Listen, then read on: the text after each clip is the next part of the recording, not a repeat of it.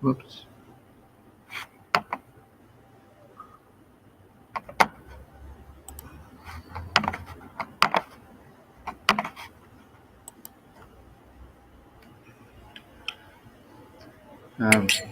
Jaya Radha Madhava Kunja Bihari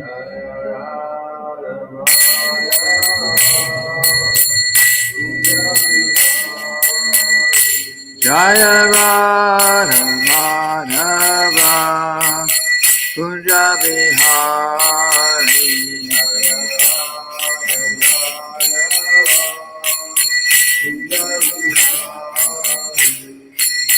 Srijana Baba Hirivardhari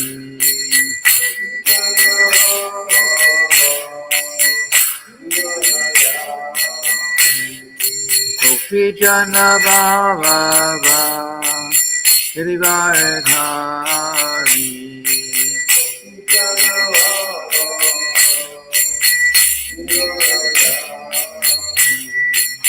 Yashoda Nandana Prajajana Ranjana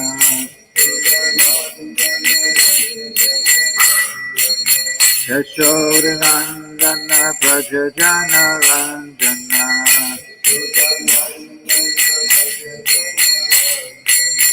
Yamuna Tira Vanachari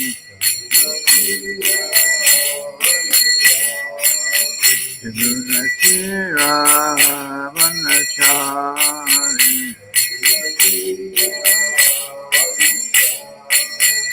Jaya Radha Madhava Kunja Bihari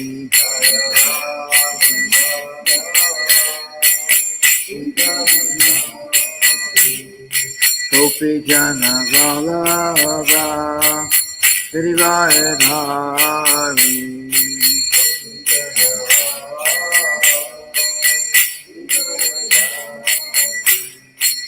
Yashoda Nandana Prajajana Ranjana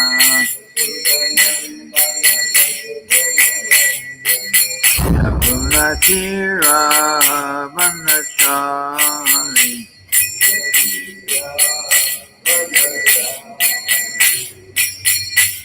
Hare Krishna, Hare Krishna, Krishna Krishna, Hare Hare, Hare Rama, Hare Rama, Rama Rama, Hare Hare.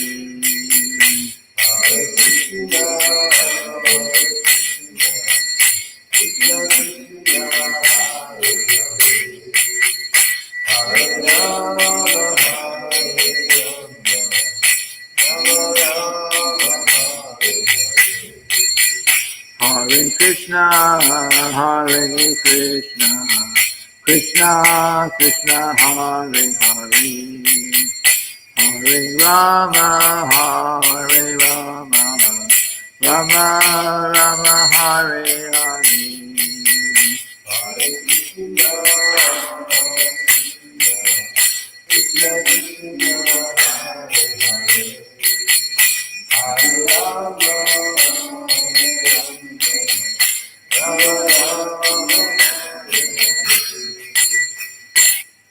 Srila Prabhupada ki jai.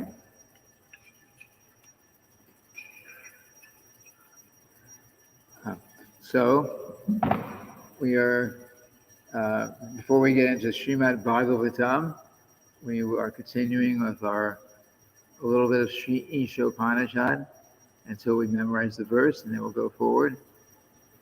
So, Om Purnamadaha Purnamidam Purnat Purnamudachyate Purnasya Purnamadaya Purnameva Vasishyate. Now, try repeating each line with the eyes closed. Om Purnamadaha Purnamidam Purnat Purnam Udachate Purnasya Purnam Adaya Purnam Eva Vashishate. Okay, again. Om Purnamadaha Purnamidam Purnat Purnam Udachate Purnasya Purnam Adaya Purnam Eva Vashishate. One more time. Om Purnamadaha Purnamidam Purnat Purnam Udachate Purnasya Purnam Adaya Purnam Eva Vashishate. Okay. Anyone want to try it from memory? Anyway, let's try. You can't?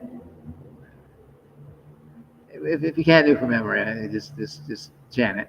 But if you can do part of it from memory, then do that. No. Okay, let's just chant. It doesn't come immediately.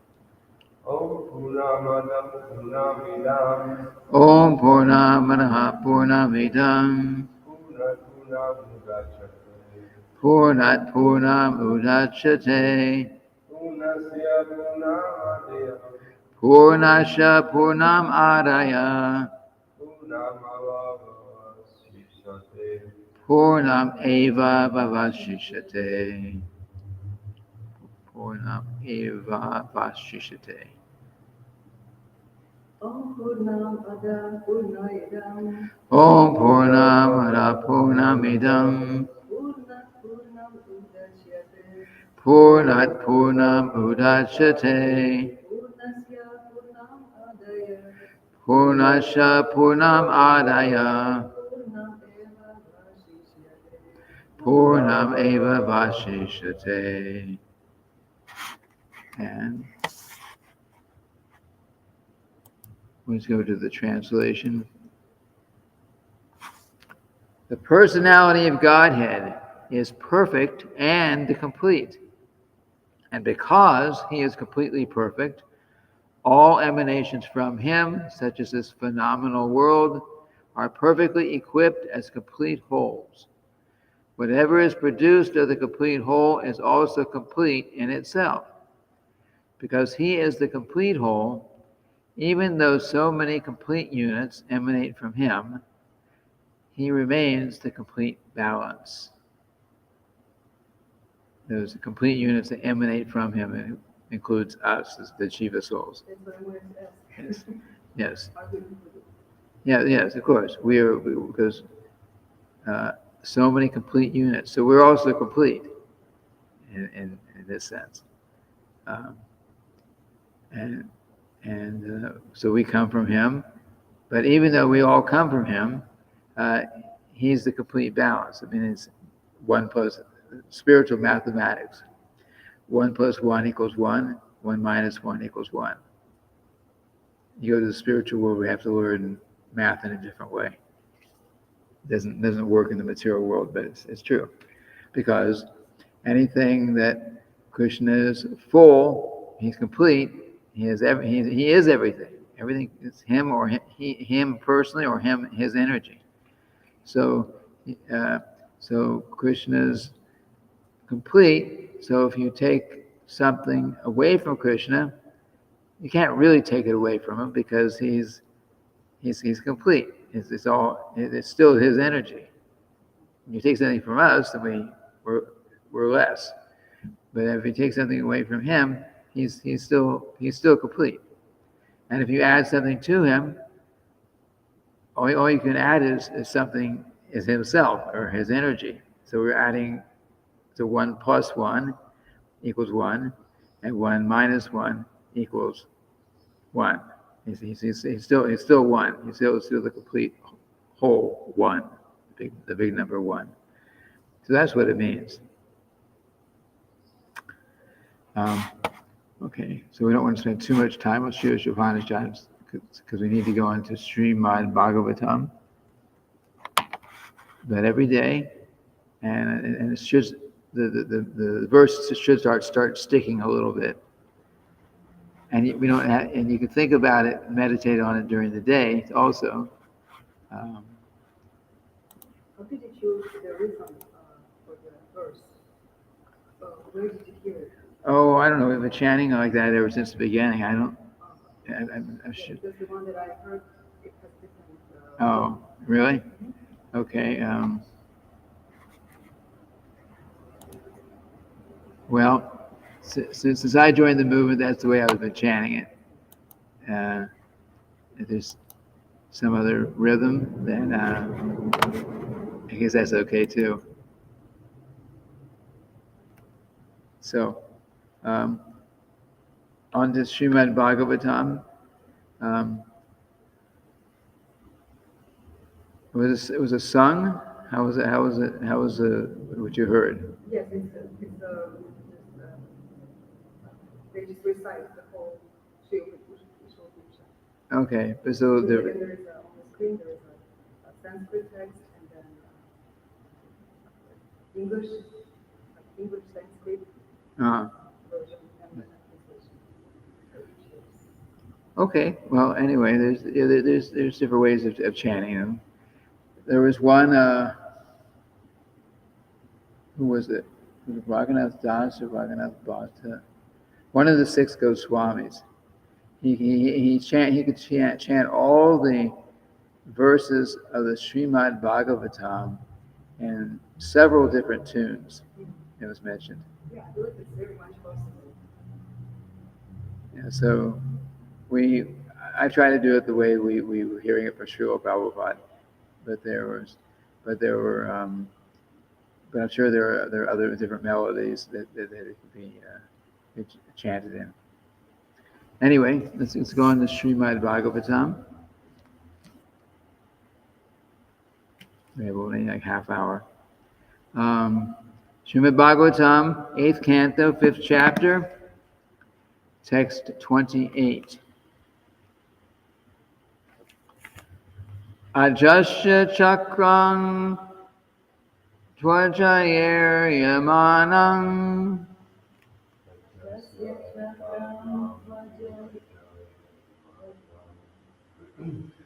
manomayang pancha dasaram ashu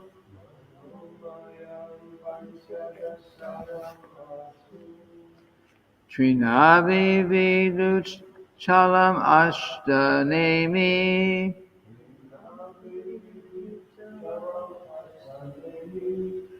yad aksham ahustam ritang prapadye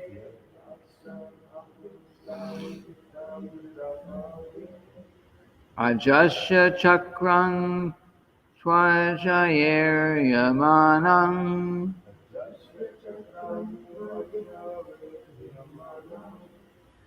manomayang pancha dasaram ashu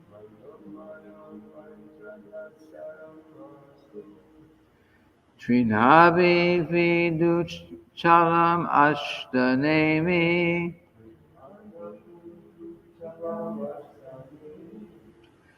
yad aksham ahustam ritang prapadye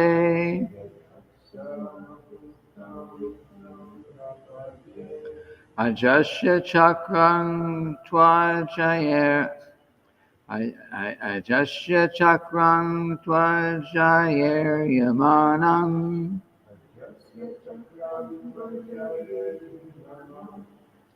manomayang pancha dasharam ashu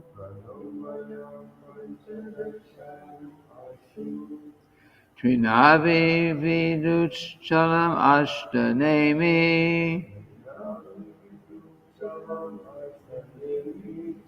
Yad Aksham Ahustam Ritang Prapadye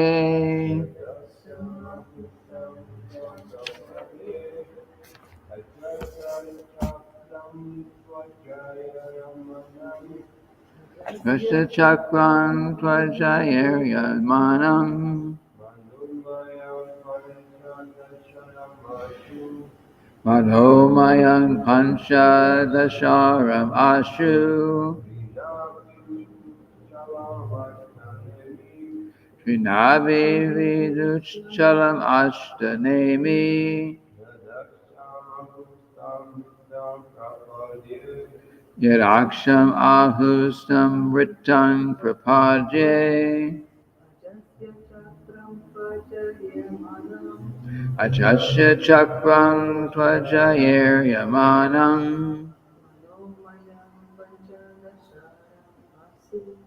Manomayan Pancha Dasaram Ashu Trinavi Vichuchalam Ashtanemi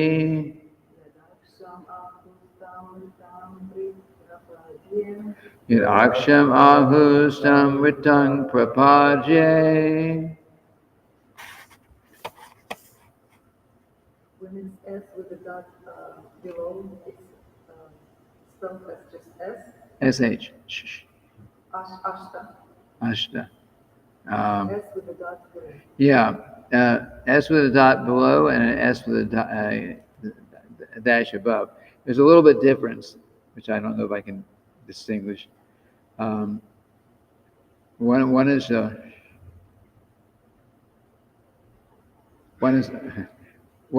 like shh, and one is shh with a tongue on the roof of the mouth. We don't make a. If you're a real scholar in chanting Sanskrit verses, then you can make that distinction. And they're just described in the back of the Bhagavad Gita, I think, the back of the Upanishad, different books. There's a description of the pronunciation of the Sanskrit words, Sanskrit letters and consonants. You can see.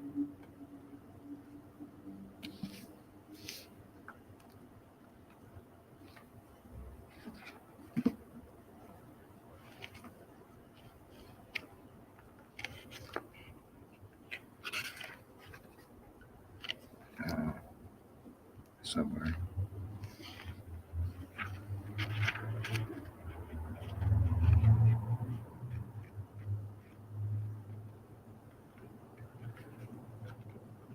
Here.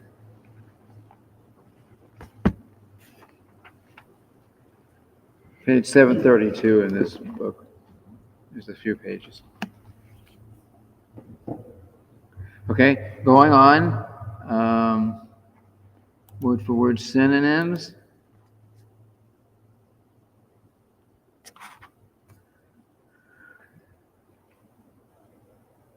Ajasha, of the living being. Chakram, the wheel, the cycle of birth and death in the material world. Two, but Ajaya, by the external energy of the Supreme Lord. Iryamanam, going around with great force. Manamayam, which is nothing but a mental creation depending chiefly on the mind. Which is nothing but mental creation depending chiefly on the mind. Panchadasha, 15. Aram, possessing spokes. Ashu, very quick. Trinavi, having 3 naves. The 3 modes of material nature. Vidyut, like electricity. Chalam, moving. Ashtanemi, made of 8 fellies. The 8 external energies of the Lord. Bhumir, Apanalo, Vayu, etc. That means earth, water, air, fire, like that. Earth, water, air, mind, intelligence, ego, like that. Those are the 8. Yat, who? Aksham, the hub. Ahu, they say. Tam, unto him. Ritam, the fact. Prapaje, let us offer our respectful obeisances. In translation,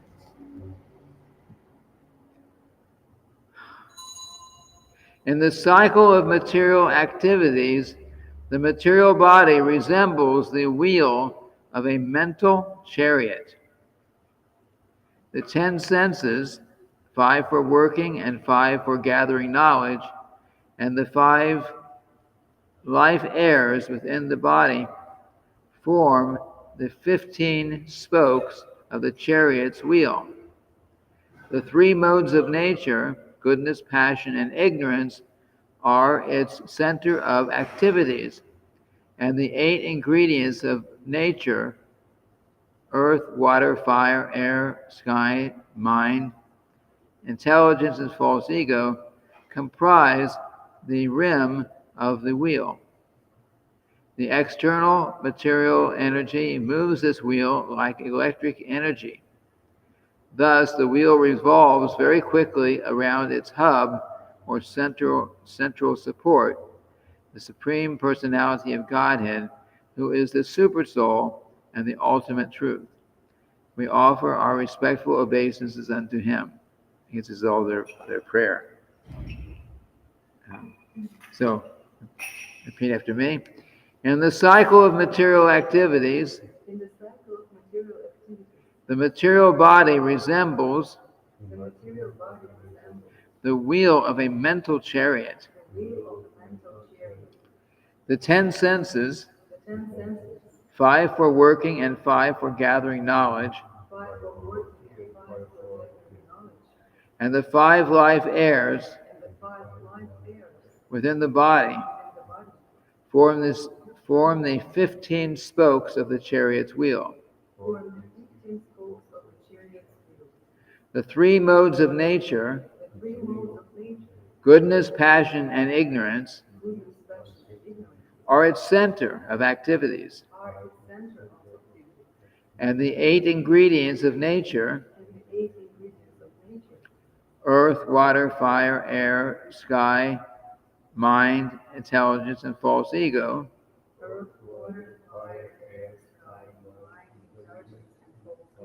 comprise the rim of the wheel. The external material energy moves the wheel like electric energy. Thus, the wheel revolves very quickly around its hub or central support, the Supreme Personality of Godhead, who is the Supersoul and the ultimate truth. We offer our respectful obeisances unto him.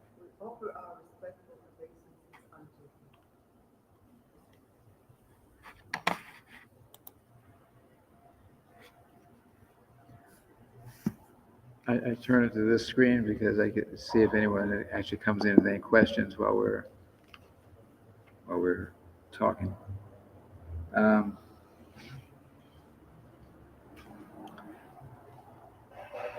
Srila Prabhupada's purport. The cycle of repeated birth and death is figuratively described herein, as stated in the Bhagavad Gita, chapter 7, verse 5. Aparayamitastvanyam prakriting vidi me parang jiva bhutang mahabaho yayedam daryate jagat. The entire world is going on because the living entity, who is part and parcel of the Supreme Lord, is utilizing the material energy. Under the clutches of the material energy, the Jivatma is revolving on the wheel of birth and death under the direction of the Supreme Personality of Godhead. The central point is the Supersoul, as explained in the Bhagavad Gita, chapter 18, verse 61. Ishvara sarva bhutanam hrideshe arjuna tishtati Brahmayan sarva bhutani yantra bhutani mayaya. Quote, the Supreme Lord is situated in everyone's heart, O Arjuna, and directing the wanderings of all living entities, who are seated as on a machine made of the material energy. End quote. The material body of the living entity is a result of the conditioned soul's activities. The material body of the living entity is a result of the conditioned soul's activities. Okay. And because the supporter is the supersoul is the true reality. Every one of us, therefore, should offer respectful obeisances to this central reality. One should not be misguided by the activities of this material world and forget the central point, the absolute truth. That is the instruction given here by Lord Brahma. So they're praying to the Lord, and at the same time we're getting some good instruction. Om Ajnana Timmirandasya Gnanajana Shalakaya Chakshur Unmilitam Yena Tasmai Shri Gurave Namaha.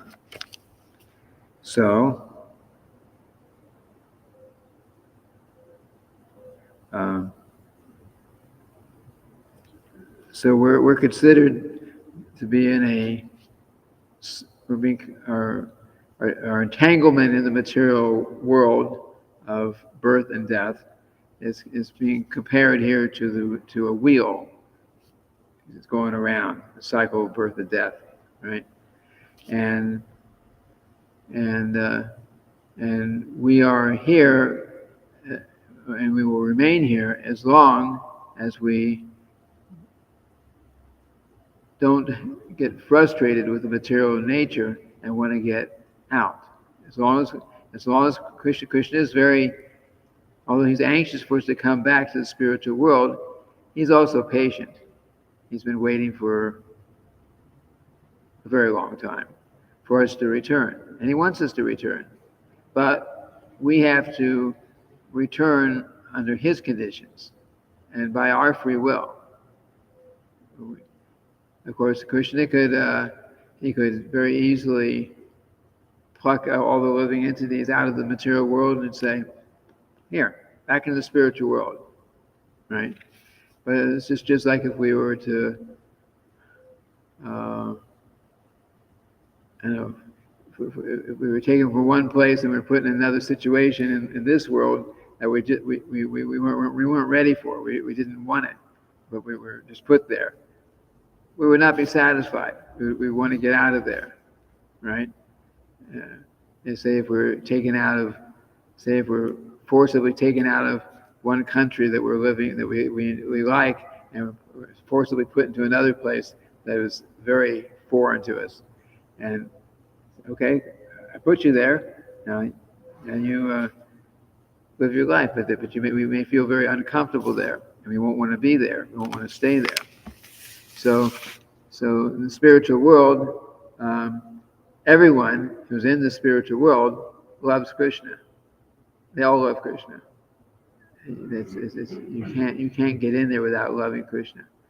So if Krishna was to take all these millions and billions and trillions of living entities who don't have pure love for Krishna, and put us all in the spiritual world, we'd be a big disturbance there, wouldn't we? We'd be very big disturbance, because our desire is that I am the center, and not that Krishna is in the center. In the spiritual world, Krishna is in the center of everything, and there's no objection to it. Every living entity in the spiritual world is just thinking, how can I please Krishna? Even I'll give you this example before, even amongst the Krishna's very special associates, the gopis, the young girls in Vrindavan, they all love Krishna, but they know that Krishna loves Radharani more than anyone, more than any of them. So they're not trying to say, Radharani, let's see how we can get Radharani out of here so we can enjoy with Krishna. They're not thinking like that. They want to please Krishna. They want Krishna to be happy, and they know that he's most happy with Radharani. So rather than being envious, like is part of the material world, not the spiritual world. So in the spiritual world, there's no envy. So they see Radharani as very dear to Krishna. So to please Krishna, which is what they really want, to please Krishna, they're always thinking, how can we, all of us, make very nice, tasteful arrangements for Radha and Krishna to enjoy?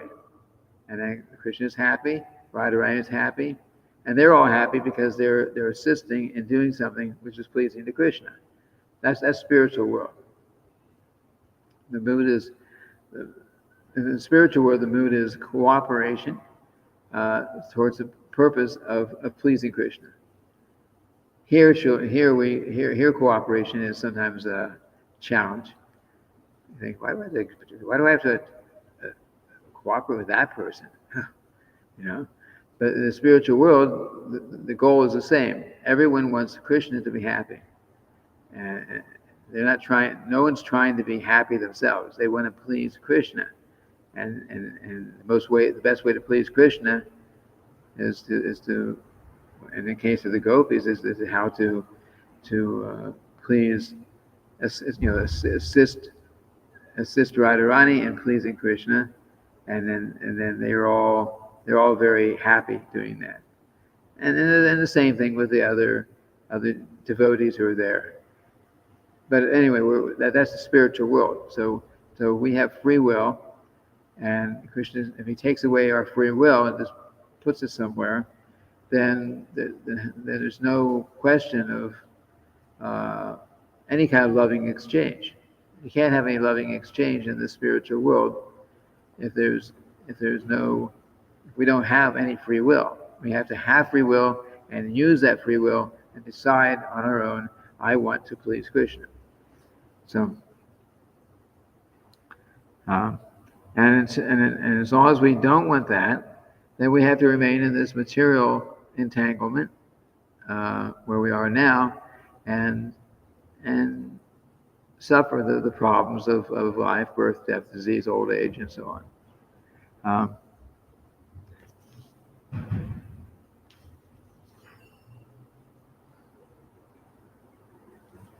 The material world is here. Shishi Gauratai, Shishi Radha, Vijayvihari, Jagannath, Balaram, Lady Subhadra, Indra Prahlad Maharaj Ki Jai. The material world is here, like a prison, like jail. We're all in jail right now.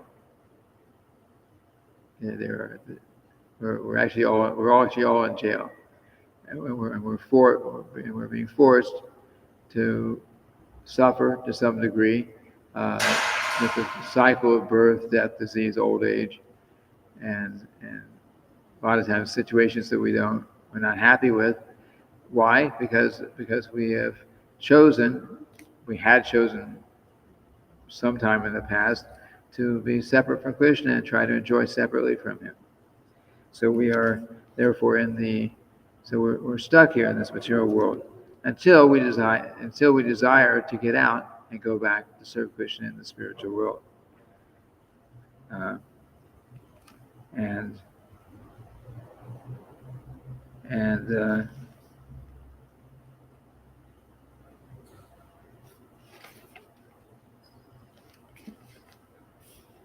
then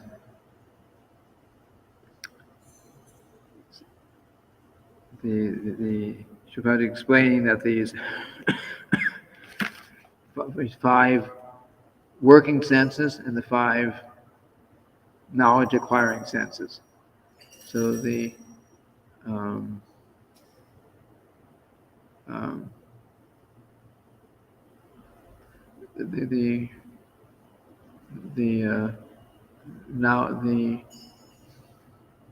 actually I may have to look that up.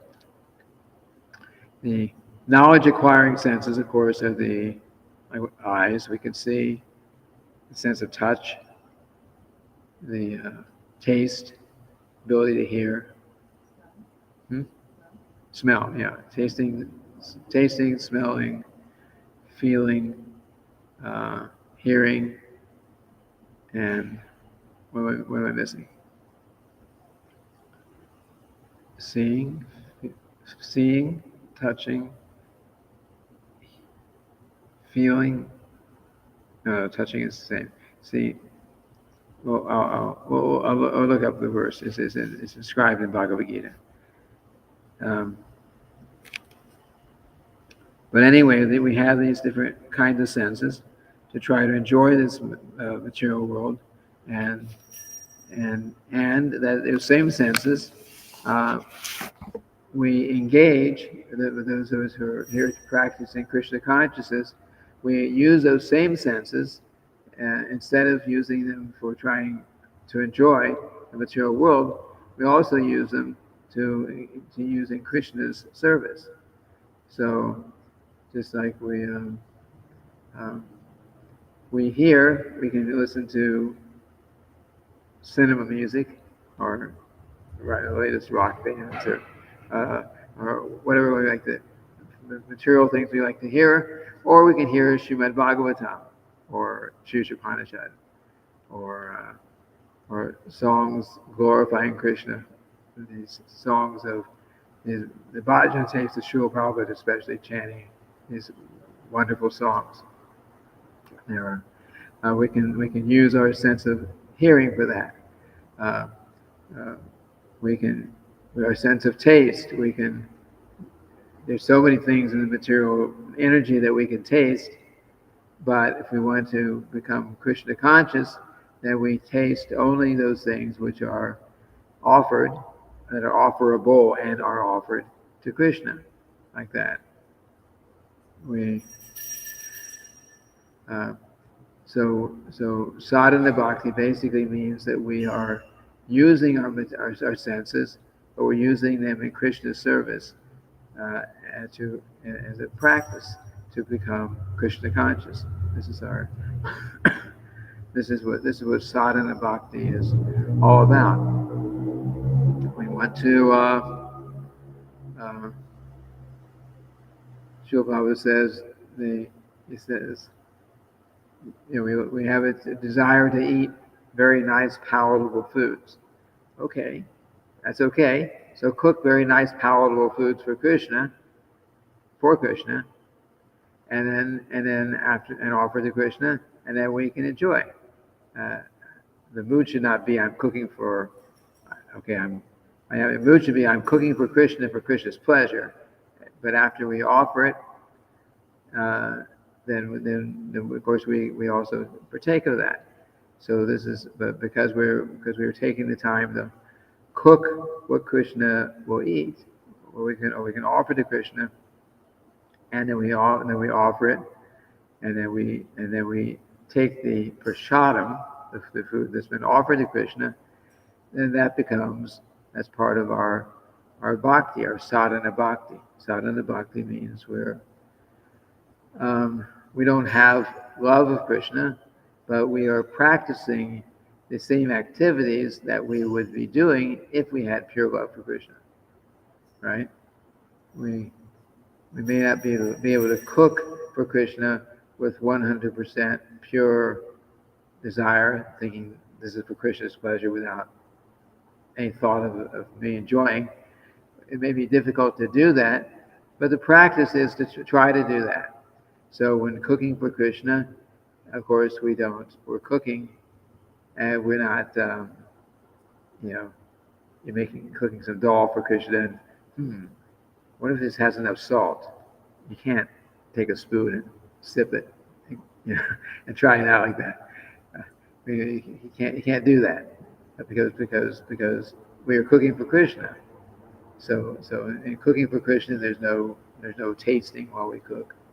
And in cooking for Krishna, there's certain ingredients only that we can use. There's fruits, vegetables, grains, milk products, and so on like that. No meat and those kind of things. We cannot. Srila Prabhupada also said he says I never like frozen. It means referring to frozen vegetables and things like that. He didn't like that he personally didn't like if someone cooked something for him and he did it using like frozen vegetables or canned vegetables and those kind of things. Everything was supposed to be fresh. He didn't like, and he didn't like us eating certain things that were, even if they're vegetarian, we should avoid eating them unless, in some cases, if we made ourselves. Just like he says, Srila Prabhupada was asked, can we eat ice cream? Srila Prabhupada says, yes, but you have to make it yourself and offer it to Krishna.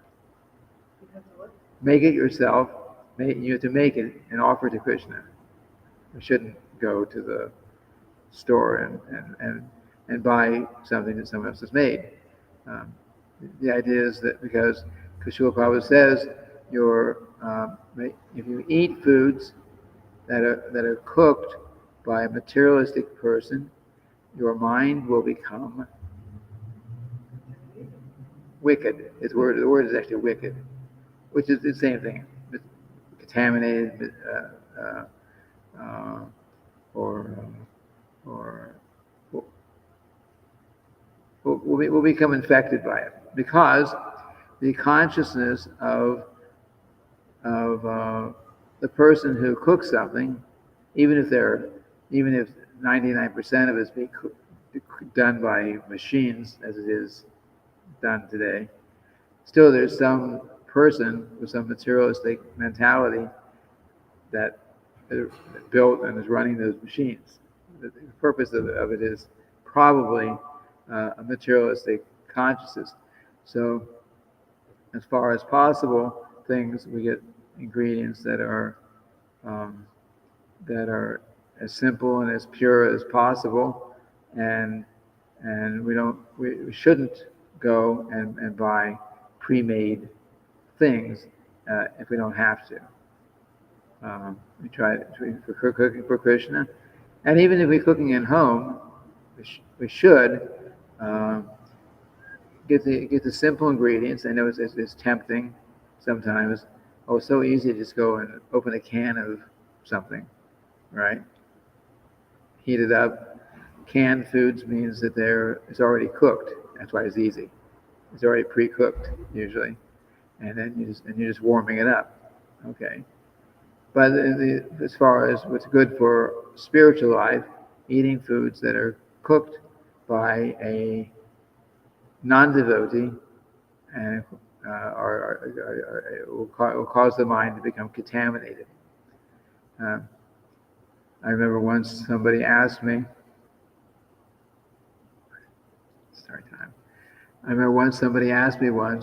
so why is it that this devotee had asked the question, one time only I ate some potato chips or something out of Sankirtan, and I felt so bad, so contaminated like that. And then and others were going and were regularly doing these things and didn't seem to be affected by it. Why? He says, I said, because you've been very strict about this, and your consciousness is up, and as soon as you ate something like that, and your consciousness went, you felt the difference. Consciousness goes down. You really feel it. Whereas someone else who does it regularly, consciousness is already down, right? And so if our consciousness is lower, then we don't feel we don't feel that lower, that they don't feel the drop, because we're already down there, or our consciousness is already low, which is a dangerous position, because we start thinking, oh, I'm doing very well. I can eat all these things. I'm not like everyone else. I can be very I can be very I can be very Krishna conscious. I'm feeling good. I can eat all these things. I'm not affected by like everyone else is. No, Srila Prabhupada told us what it was, and in fact, our consciousness is actually lowered because of of eating things which are prepared by non-devotees. It is, and we don't want to bring it down and then start thinking that I'm doing really well, because we can't be doing really well in our consciousness because of that. So the best thing is to in cooking for the temple, for sure, we should use these simple ingredients and make things ourselves the best we can, and offer everything with as much devotion as we can, and then take the remnants. And if you're at home, if you're separate from the temple, and you're practicing Krishna consciousness, well, you also offer to Krishna in your home. And so, even though there's no one there testing you, checking you minute by minute, hey, you can't offer this to Krishna. You're in your own home, but we have to watch out for ourselves to try to eat what we should eat, and avoid eating things which are not of that quality, because it'll bring the consciousness down, and in that way we can advance more quickly in spiritual life, and go on. But there's just my time is up. So, questions?